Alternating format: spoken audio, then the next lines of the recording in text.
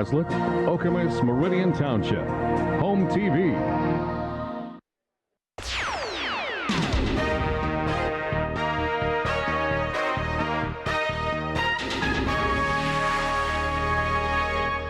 Hello and welcome to another edition of Open Line. I am your host, D'Destin Kaufmann.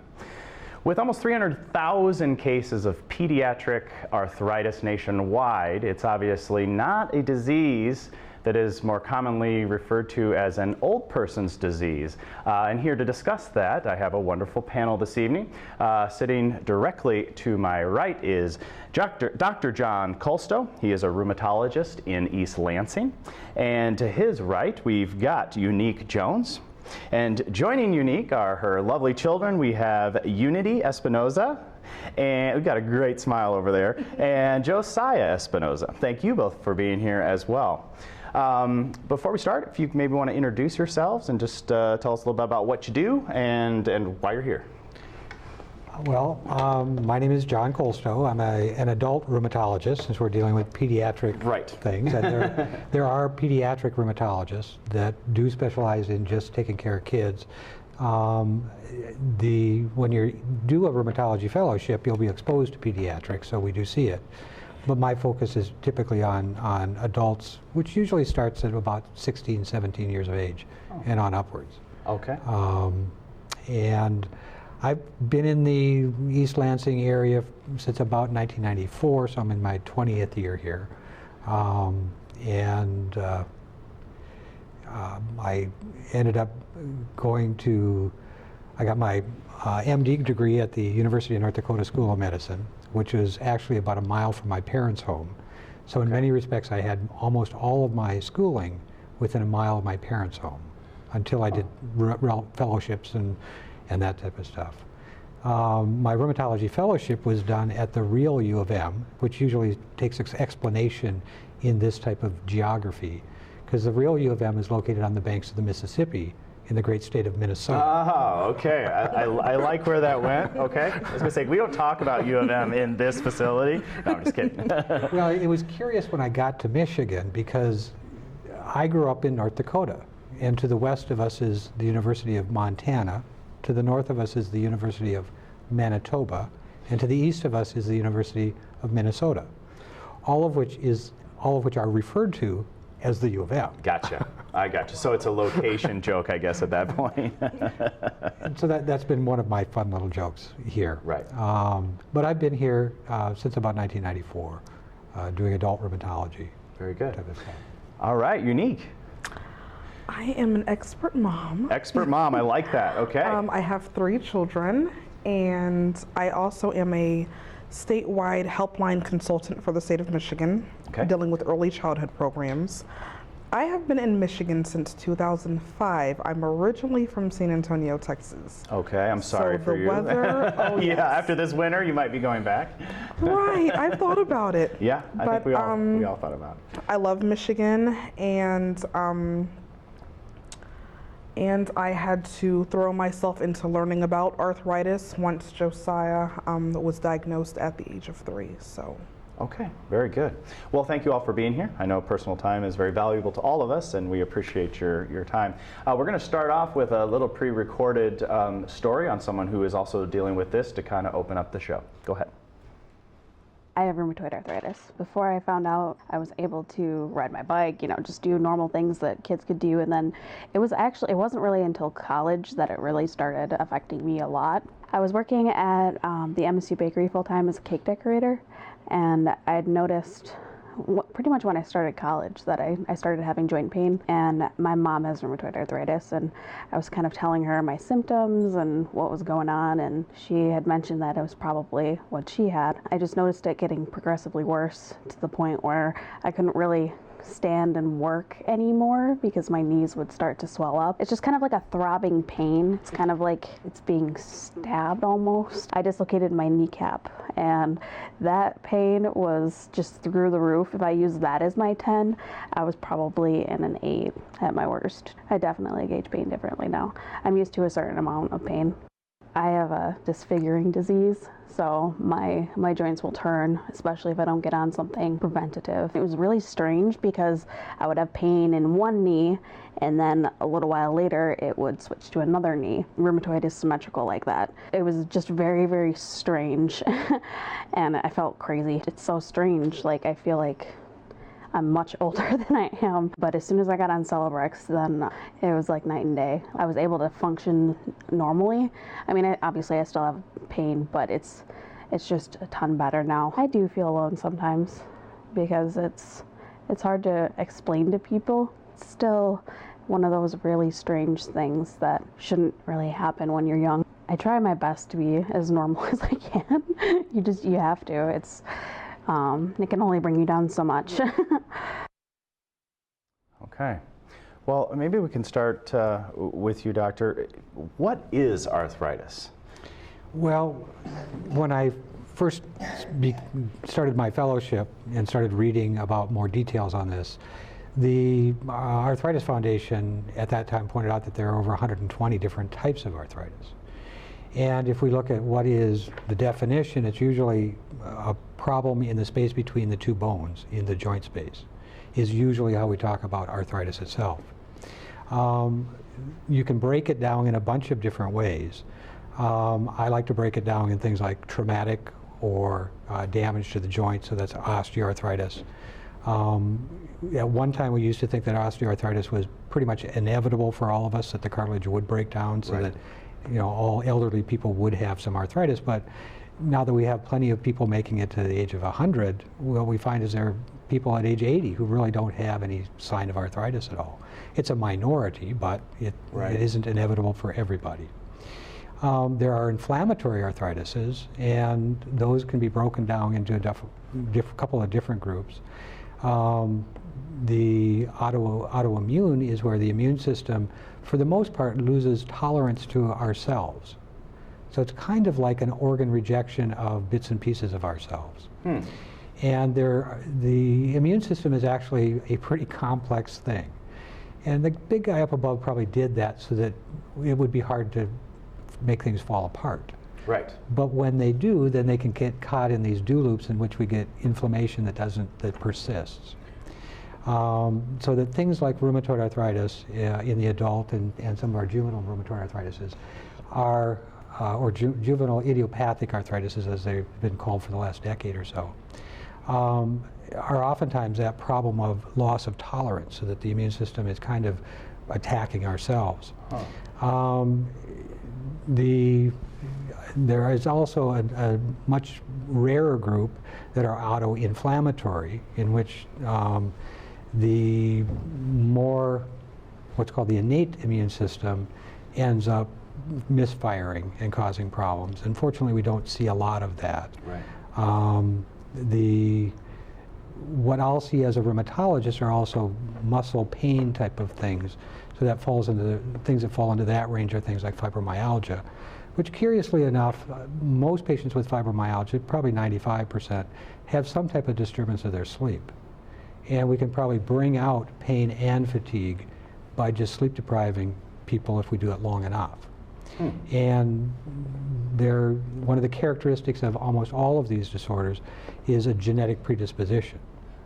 And the genes play a big part of it, but it turns out that it's probably a complicated thing, not a simple thing. Of course it is.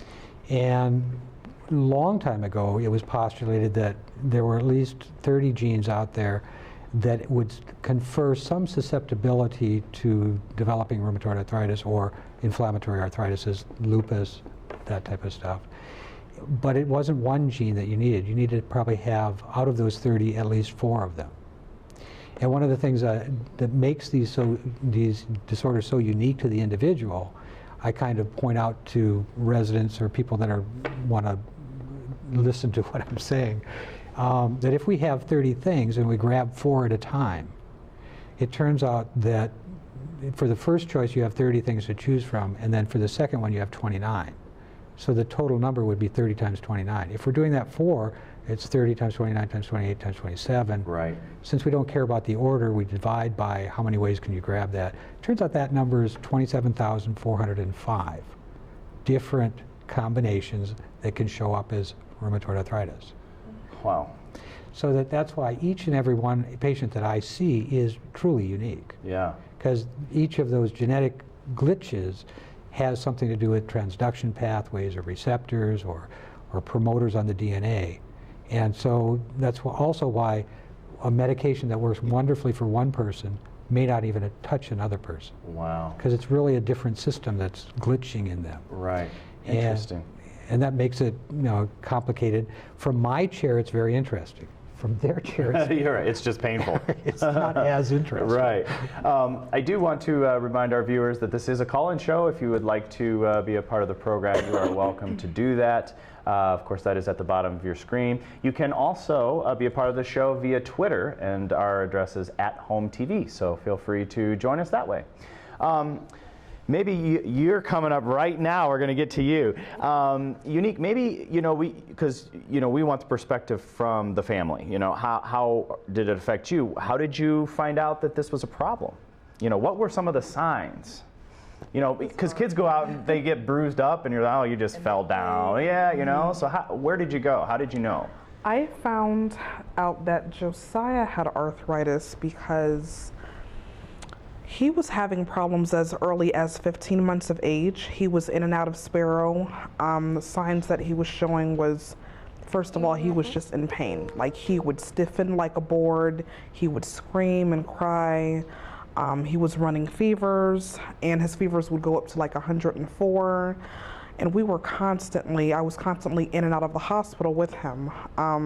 So they finally did blood work, and then they found that correct me if I'm wrong, but the alkaline phosphatase level was elevated. The normal is supposed to be, I think the highest it's supposed to be is like 380, but his was 1,393. Oh, wow. So at that time, they sent him to a few different doctors and then thought, maybe we should send him to Ann Arbor, which they did. So he went to Mott Children's Hospital, where he saw Dr. Barbara Adams, and she was the one that diagnosed him. Okay. Now, do you have recollection of this? Do you remember being in a lot of pain? Well, I remember when I was coming downstairs at my house, and then my knees started hurting. Yeah. And then I sit down and I told my mom, and then she came, and then it was hurting really bad. Did it feel like it was throbbing, or did it feel like a needle? A needle. A needle, yeah. And did that happen a lot, or was it just that one time? Just that one time. Just that one time? Okay. And so then how many times did this happen before you were like, maybe something's wrong? I mean, before you got the test, obviously there was a pattern of... It took a long time. He wasn't diagnosed till he was 3. So it was another 15 months of going back and forth to the pediatrician, going back and forth to different specialists. He was sent to a kidney specialist because they couldn't pinpoint what was wrong. But I started noticing things like red blotchy spots on his knees, and his chest. It was like he was, the autoimmune issue where his body was fighting him, so he was breaking out in rashes. His knees were swelling, and sometimes he would have trouble bending his fingers or bending his knees. And so once he finally got to the rheumatologist, she was able to say, she knew right away that it was arthritis, and she started him on his medicine. He didn't mention the fevers, but he probably had fevers too. He had many fevers. Fevers, that's another sign. Okay. Yeah. Good. I mean, because this is not something, when we were discussing the topic, I was like, childhood arthritis? Like, is that a thing that exists? Because you associate it with, someone who's much older. I mean, I do anyway. So, when I started seeing some of the figures, I was shocked. Mm-hmm. But obviously this is a problem. Is there anything other than, genetics that cause it? I mean, is it something that can happen from an environmental standpoint?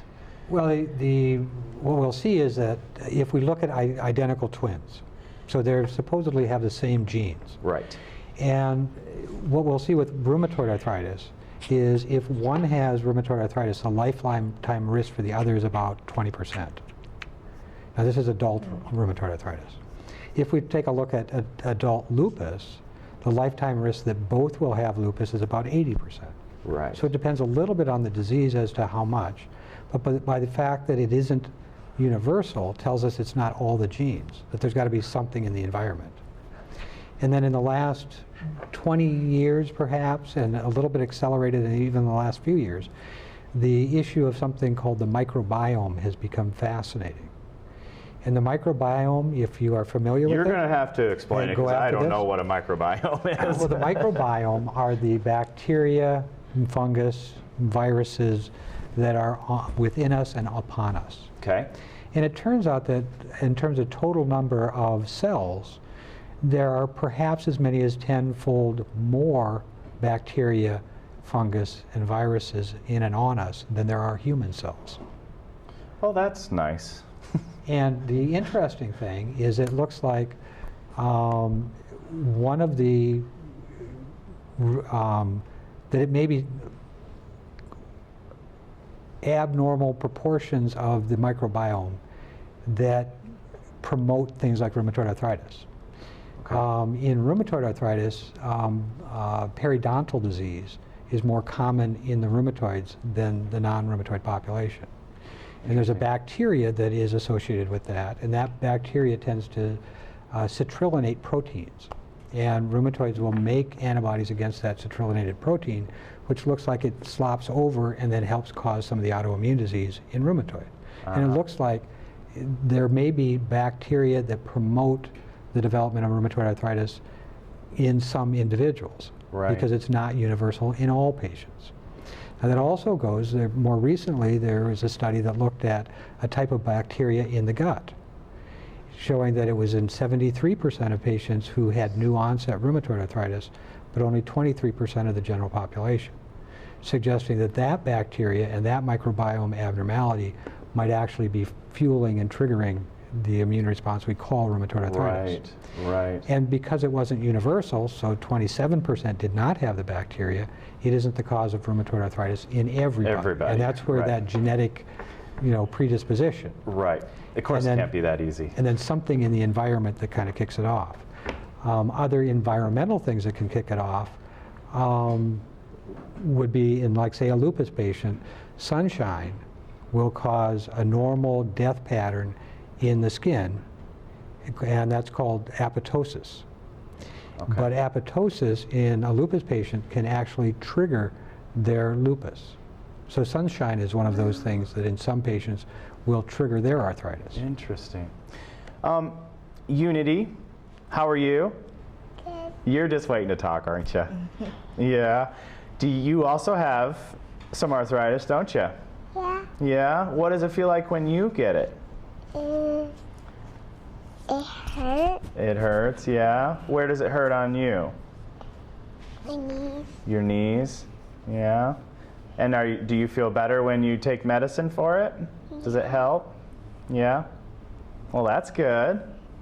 And she is similar then? I mean, she is. They have the same form of arthritis, but they consider Josiah's to be more severe. Okay. She found out, well, I found out about her when I was taking Josiah to an appointment, but I noticed that Unity was having the same symptoms. And so I just asked the doctor, I was like, we don't have an appointment scheduled for her, but can you just kind of look at her really quick? And as soon as she looked at her, she was like, we need to get her in the system now. She's got to be seen. She has arthritis. Wow. And I was like, okay. Okay, here we go again. We have 2 children that have arthritis. And right. Now, how do they start treatment? In other words, obviously you're not going to get thrown right into a medical, or maybe you do.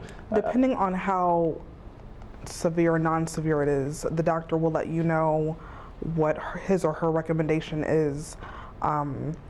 Unity takes a lighter version of medicine while Josiah takes the highest dosage that he can get for his age. Right. So right. it just depends on the child. Like the doctor was saying, everybody's unique. So right. Now, talk about like some of the flare-ups as far as like how often is this something that's happening 5 times a day, 20 times a day, once a day? Excuse me. It is an ongoing thing. The most severe points that I find with the children is during the wintertime. Weather, okay. The weather. When it gets cold, when it's raining, when it's snowing outside. Of course, that's also the time they want to go outside and make snow angels and all that good stuff. Right. But that's the time that I see that we're in and out the hospital mainly, especially with Josiah. Maybe it's just a disease that tells us that we don't like winter. No, I'm just kidding, because I don't like the winter either, so I understand. If it's something that is sort of an aloof disease, if you will, I mean, we have all these little things that we can sort of track it, but we don't have a direct line of communication with it. Is it possible that everybody has a form of arthritis? It just isn't to the point where it's affecting them enough that they're seeing a doctor? Well, again, that's the 120 different types of arthritis. Of course it is, right. So that these guys have what's called Still's disease. And Still's actually may be one of the autoinflammatory type of disorders. Okay. And so it has a little bit different twist to it than some of the autoimmune ones. Mm-hmm. And it may be in the future that we'll actually be treating Still's pretty differently than we treat rheumatoid, even though we've kind of taken one of the nice things about most of our rheumatic diseases is that they're so unique in terms of their presentation that not all patients show up the same. Mm-hmm. And so what the American College of Rheumatology a long time ago did was came up with criteria for the classification of patients so that we could do studies and have some type of uniform group of patients. So for example, lupus, they have 11 characteristics. If you have 4 of those 11, then for the purposes of study, we'll call that lupus. Okay. And then we can apply a treatment and see how well that works in that group of people. Right. So you may not have all 11. You may only have 4 of those characteristics. Okay. And where it becomes a little bit on the baffling, if we do that, how many combinations thing with 11 characteristics taken 4 at a time, again, that gets to be in the 800 different right. combinations of presentation. Right. And then what you want to do is look at the severity and then kind of treat appropriately to the severity. Mm-hmm. Right. So, how, obviously, as a child, when you're in school, children are active, they want to play, they want to be like everybody else. Mm-hmm. Is this something that the schools work with you and the kids with? And yes. how does that work at school? When I take them to see their doctor, if they're having, with arthritis, you have your good days and you have your bad days. Right. So there are notes with the school from the doctor saying that, if they start hurting, if things become too much, they're to stay hydrated. Sometimes Josiah and Unity might have to get pulled out of their PE activities if they're hurting the night before or that day. Just to kind of let their body rest a little bit because it goes through so much with this disease. Is it when they're active only, or if they're sitting completely still, the pain is still there? It can still be there. They can wake up and be in excruciating pain from it. All right, so obviously concentration is going to be a lot more difficult if you're sitting in a class as well. Yes. Are the side effects from any of the medications causing any issues with learning at all, or do they have that balance out pretty good where it just kind of takes care of what it does? Mm-hmm. And the side effects are not that bad when they first started their medicine. Of course, it's an adjustment because it's foreign to your body, but now they do fine with that. It doesn't affect their learning abilities, and they both love school. So. Cool. Well, school is fun. Yes. I like school too. Is it now? This is just a medicine that they take on a regular basis, like every day, not just when there's a flare-up. Correct. They're on a regimen. Okay.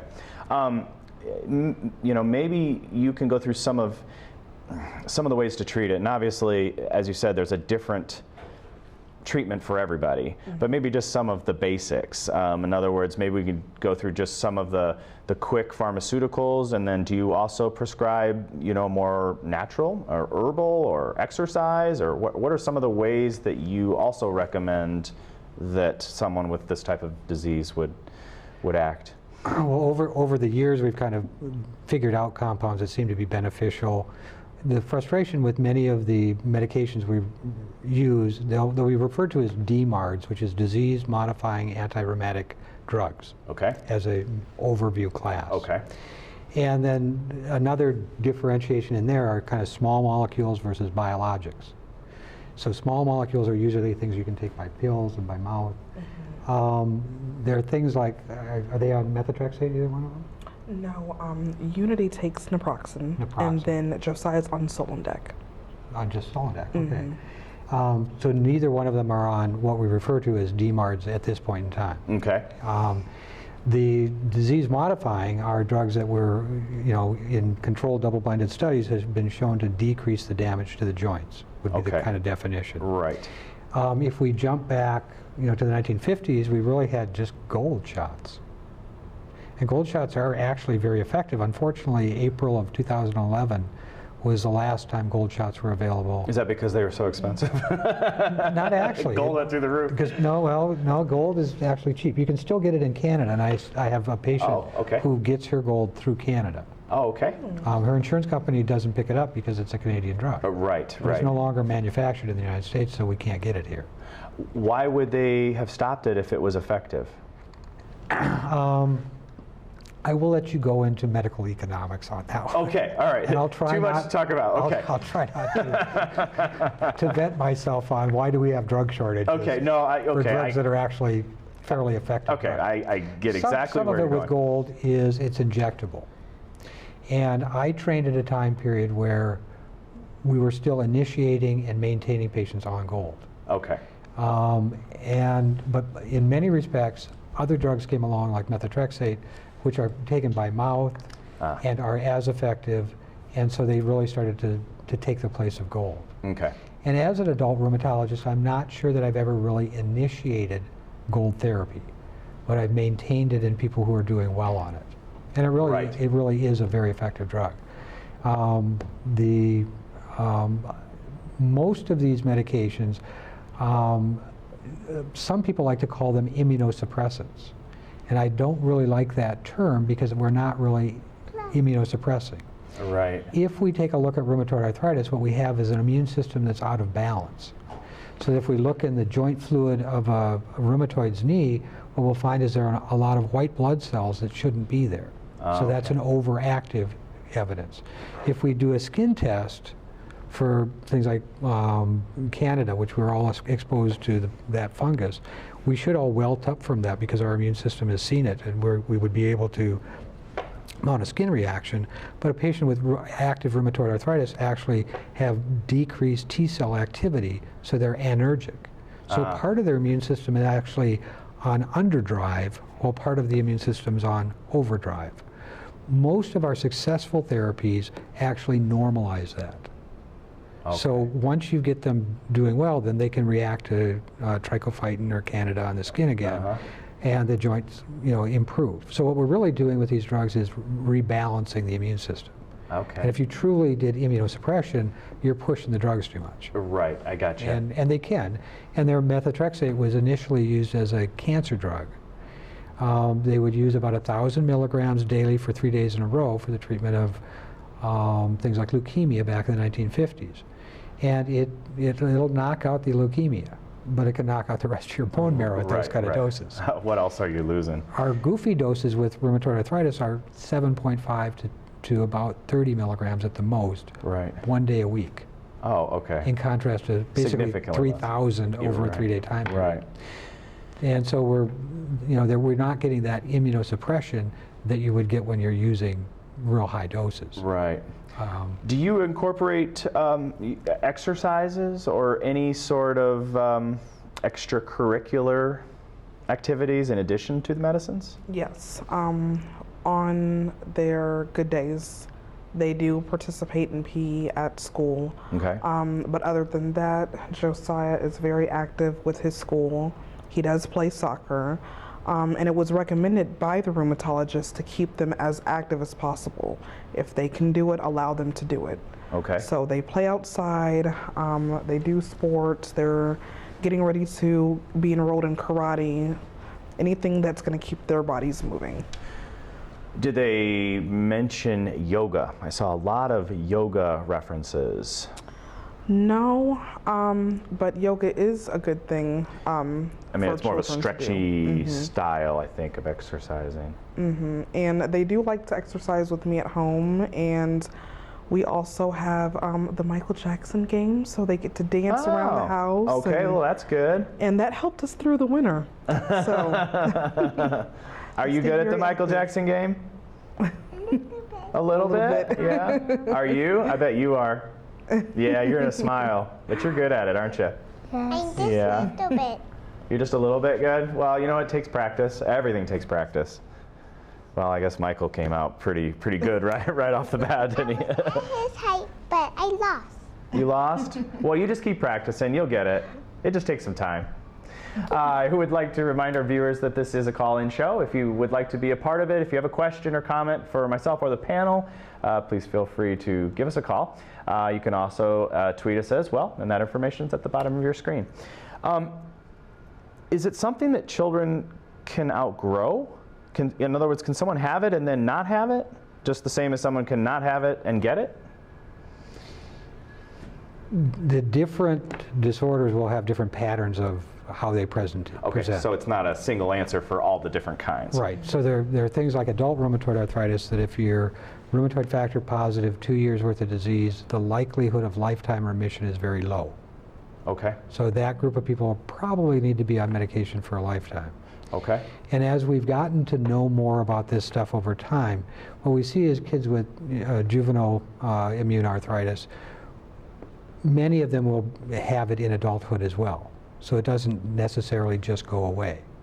Right. There are some that do go into remission. We used to kind of say, well, it always goes into remission, and that doesn't look like it's as true. So adult rheumatologists are acquiring more kids. They're no longer kids, but they were people who had, a juvenile form of arthritis in adulthood. Right. And so we're ending up taking care of that little group that comes up into our arms.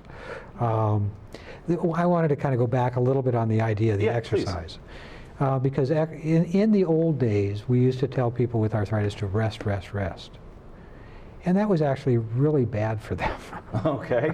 Well, hey, we were learning here, right? And part of the reason for that is because of the pain. If you have pain around a joint and it's been there for at least 3 or 4 weeks, typically muscle strength starts to really drop. So you start getting weak. Right, you're not using it, okay. And then if you have like osteoarthritis, so there are little pits in the cartilage and it's kind of a rough surface, one of the things in terms of my trying to encourage patients in their exercise, I asked them if they would be willing to drive from Lansing to the state of Indiana in their car with any shock absorbers, without any shock absorbers on their car. Huh, okay. And would you be willing to do that? No, I wouldn't. Not with our roads, are you kidding me? And the reason for that is the muscles and the tendons are actually absorbing 50% or more of the forces that go through those joints. Okay. So if they become weak, then your major shock absorbers become weak, and that increases the pain. Right. So one of the things you want for protection is normal strength muscles. So studies have shown pretty clearly that if we get people into moderate, low-level exercise programs, that they actually improve in many different features of their activity. And in things like rheumatoid arthritis, what we'll see is that not only do the joint counts in terms of the number of joints that are inflamed, that can actually drop just with exercise programs.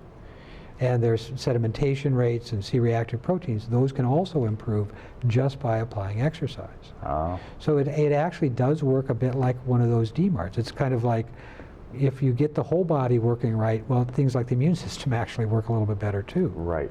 So it works on helping with that. And so it's more than just kind of good for you. It's actually therapeutic. Right, at the same time. And it turns a lot of people have a problem, I think, with the concept of exercise, because maybe people my generation, think of exercise as being Jane Fonda and, spandex and you have to really sweat. To the oldies or whatever. And it turns out that if we take a look at exercise for fitness, what you want to do is get out and do at least a half-hour walk 3 or more days out of the week. Yep. Anything over that, jogging and that type of stuff, really doesn't change heart attack, stroke, cancer rates. But the half-hour walk 3 or more days out of the week reduces heart attack, stroke, cancer rates by almost 50%. So it's actually when you go over those 3 days, because we did a show and they said the same thing.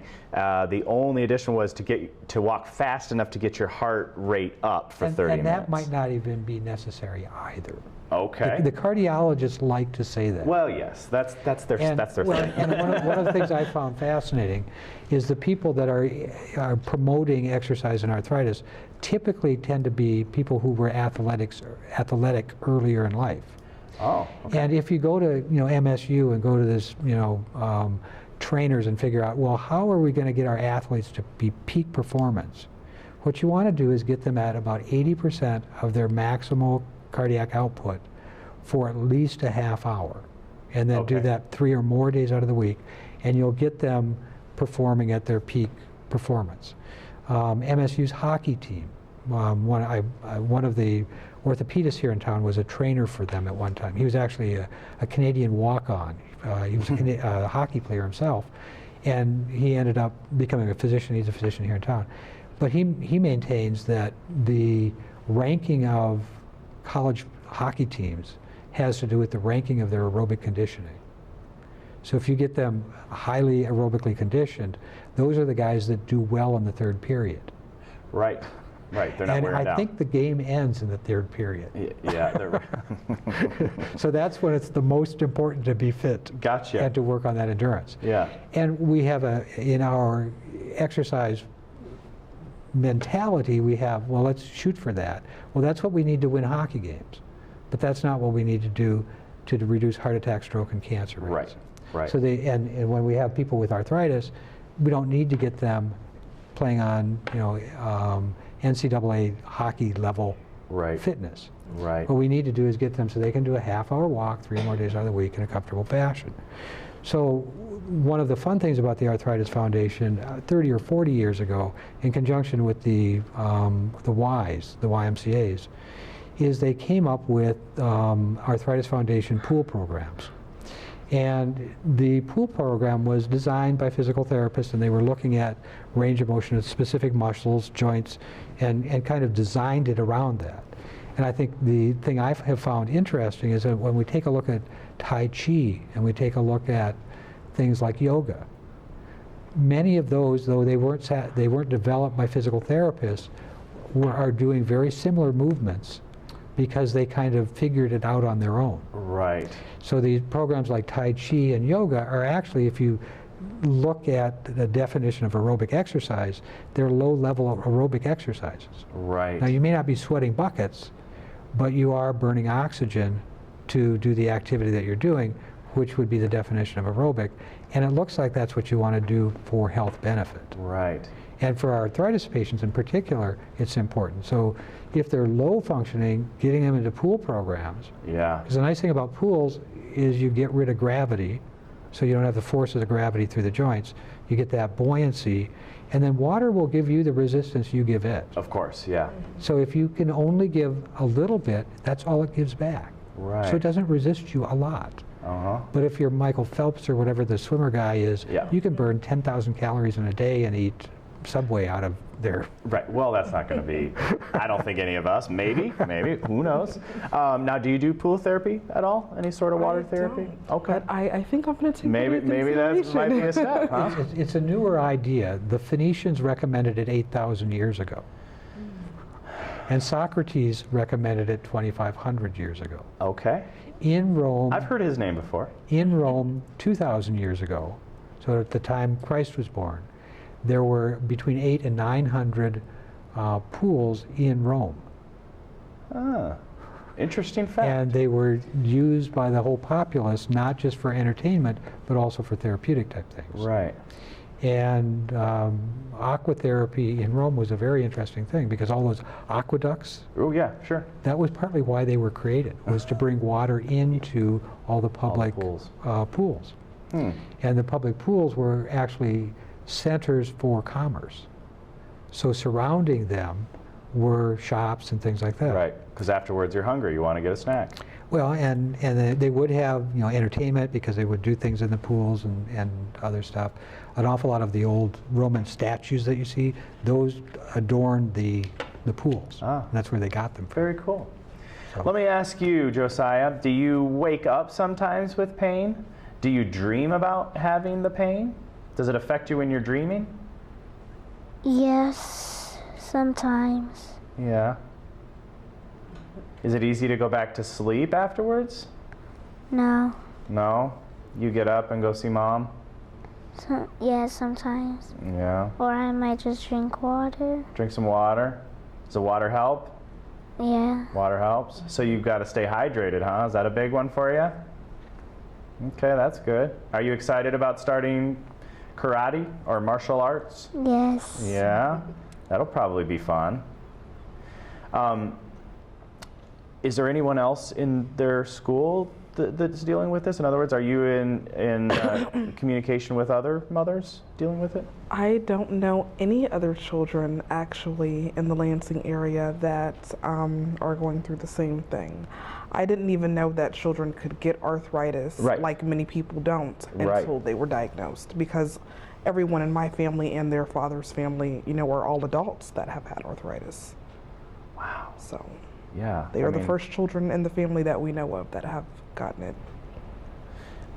Could it be that you know, part of that is just because we weren't thinking to look for it before more recent times? I think when we talk about stills is so unique that I think, you know, if you had had stills as a kid, you'd be aware of it. You know, because they end up with a salmon-colored rash, it's fevers in the night, and a whole bunch of arthritis. So it's a pretty, whoops, something's going on here. So it's not a subtle, you know, something that you can ignore. Right. And so I think that if it was in the other family members, you'd already know about that. And the unfortunate thing is it was probably the combination of you and your husband's genes, whoops, you know, came up with a set of genes that were compatible for developing juvenile onset stills.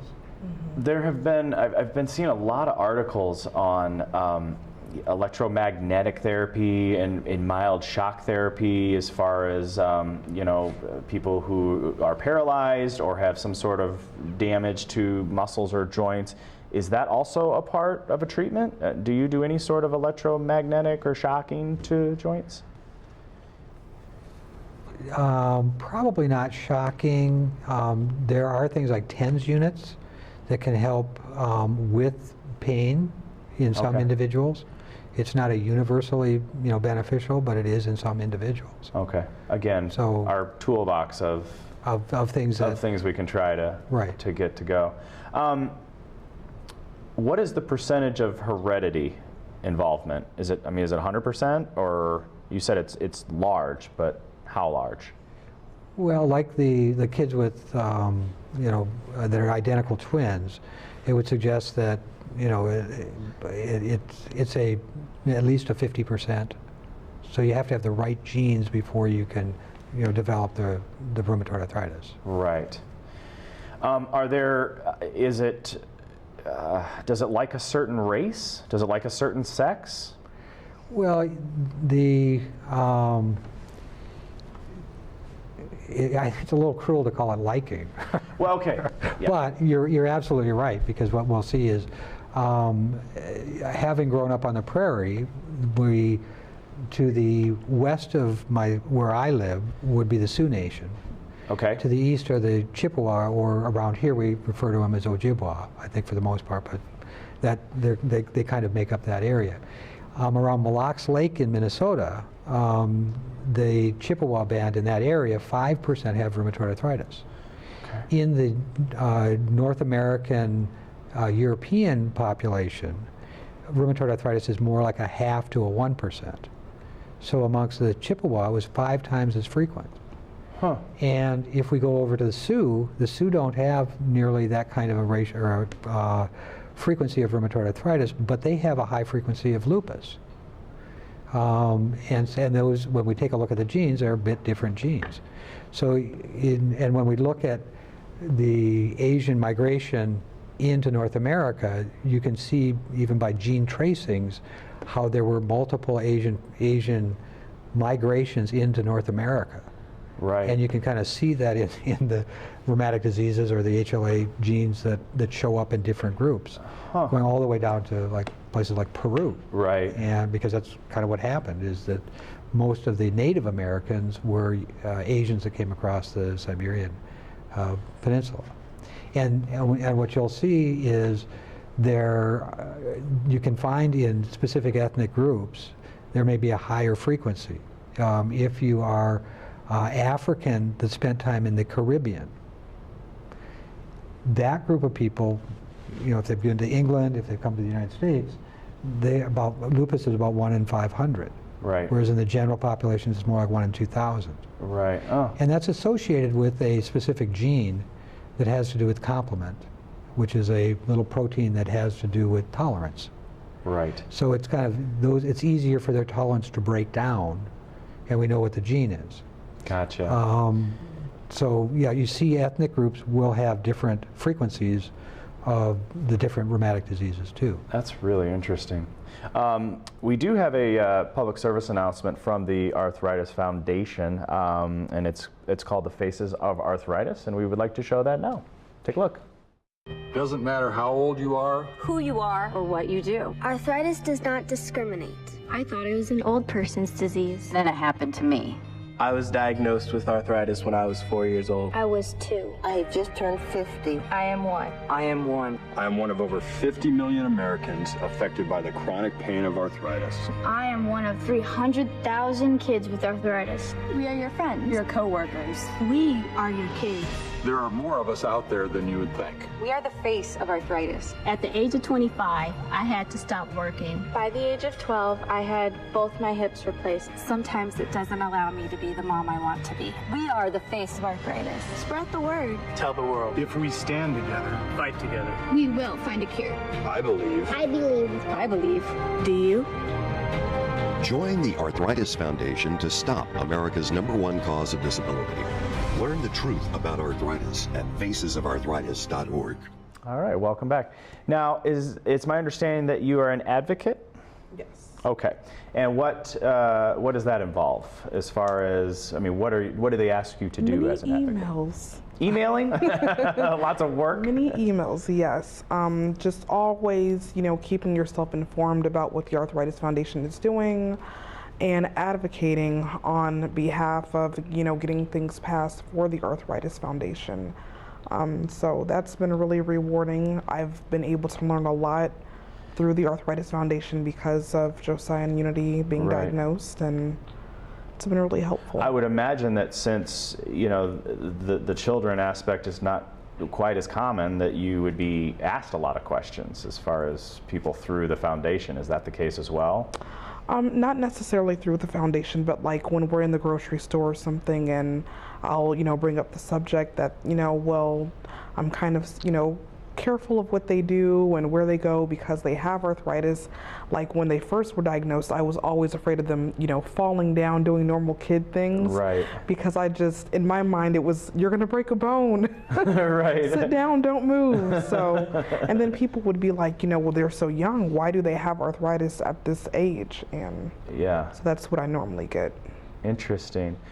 Is there and I know it's going to be a general question, but is there a particular area of the body that is more susceptible to arthritis in your experience with children? For them, Josiah is his knees. His knees. Big time. Predominantly, for sure. Okay. It's the swelling, it's the redness. He also has the pain in his ankles, his elbows, his fingers, and his wrist. Unity is mainly her knees. But Josiah's kind of like all over. okay. Because when I think of arthritis, I think of fingers, and I don't know if that's just from commercials or why I've been socialized that way. But I assume it affects every part of the human body. Well, wherever, yes, it affects every part of any joint, depending on the disorder. And what we'll see is the pattern of joint involvement will oftentimes tell us the disorder they have. Right. So that it becomes, rheumatoid arthritis very rarely would affect the spine, except for the very top of the spine. And usually that's after 10 or 15 years worth of rheumatoid arthritis. Right. And it can also affect the organs. Like they have to, every 6 months, go get eye examinations to make sure that their eyesight is fine, get blood work to make sure that their heart, their kidneys, and everything is still in order. Now, is that because that's a muscle and it's being affected the same way? These are actually systemic disorders. Oh, okay. So that it's the immune system, which there isn't a part of the body. There's some areas that are more protected from the immune system. Places like the eyes actually have kind of set up so that they won't respond, and you can't have inflammation, or it's very difficult. Oh, okay. And then that breaks down in some of the autoimmune diseases, which is why they go for their eye exams, because they can get inflammation of their eye. Right. Because that part of the immune system can be broken down. And unfortunately with kids with stills, I'm not sure that they always have symptoms of the eye. So that's why they just periodically have to go. Right. Okay. Because we don't know when it's going to, and we don't want it to be there for very long. Right. So they want to pick it up before it actually causes damage. Happens, right. Optimism type things for arthritis, if we look back to the people that trained me and listen to their stories, when they were in training, the waiting rooms in their rheumatology fellowship were crammed with wheelchairs. When I was in training, occasional wheelchairs came in. And now in my office, if a person comes in a wheelchair, it's because of their stroke or their MS. It's not because of their arthritis. Gotcha. The last 10 years have actually been kind of fun because the number of knee replacements and hip replacements in rheumatoid arthritis patients have actually declined per population. Oh, well, that's Whereas in osteoarthritis, those numbers are still going upwards. Interesting. So we've done lots of big things for things like rheumatoid arthritis and some of the juvenile type stuff, and have truly affected it. Right. Whereas before 1980, life expectancy was off by about 15 years in people with rheumatoid arthritis. Oh my goodness. Whereas with more aggressive therapy, it's the same as the general population. That's cool. We've got about 3 minutes left, and so I wanted to ask if there was anything else you wanted to say that arthritis, how does arthritis make you feel? To make you mad? Well, it hurts when it like hurt my knees a little bit, it gets me mad. And then sometimes, before I even start getting mad, it starts hurting more. Yeah. And more. Yeah. How about you? Does it make you mad too? It makes me angry. Yeah, angry. Well, that's okay, but you're working through it and you're being strong, aren't you? Yeah. Yes, I can tell. That smile's too cute to not show that you're doing all right. I would like to thank you all again for being here, of course. I'll reintroduce you. John Kolstoe, he is a rheumatologist here in East Lansing. And of course, Unique Jones and her lovely children, Unity Espinoza and Josiah Espinoza. And Junior's over there. He wasn't on camera, but he's been sitting so quietly. Thank you for being here as well. Our producer. Our producer, exactly. Thank you. And I'd like to thank all the viewers for joining us this evening, and we'll see you next time. Thank you.